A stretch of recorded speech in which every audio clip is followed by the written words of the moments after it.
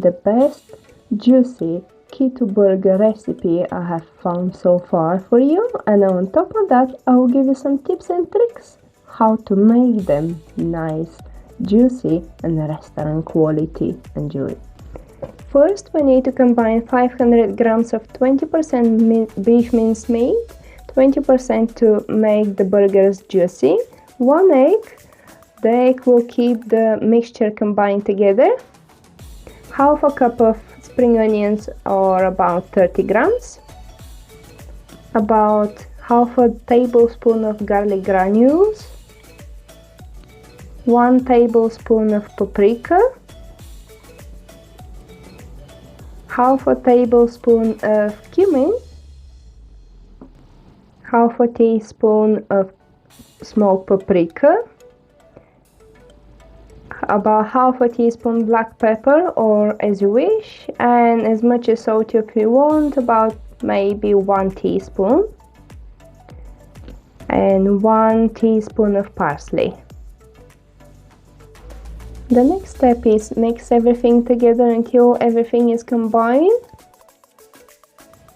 Next, grease non-stick oven tray with olive oil. The main reason why I cook my burgers in the oven is because the moisture stays in the burgers. Touching the actual moisture keeps them juicy and they don't dry as much.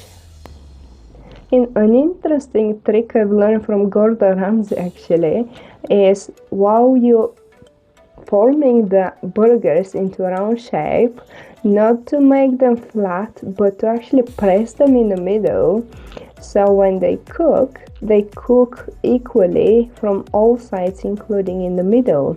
When it's slightly pressed down, the middle cooks the same time as the edges and they don't burn, and the middle is still cooked, not raw, and it takes less time to cook them. When you're ready, place the tray in preheated oven to 220 degrees Celsius or 430 degrees Fahrenheit. Cook them for about 20 to 25 minutes until brown, no pink. As you can see, mine have a little juices running. I would probably paper tap them just to get the oil away, or you can even enjoy them like that. Thank you for watching and I'll see you next time.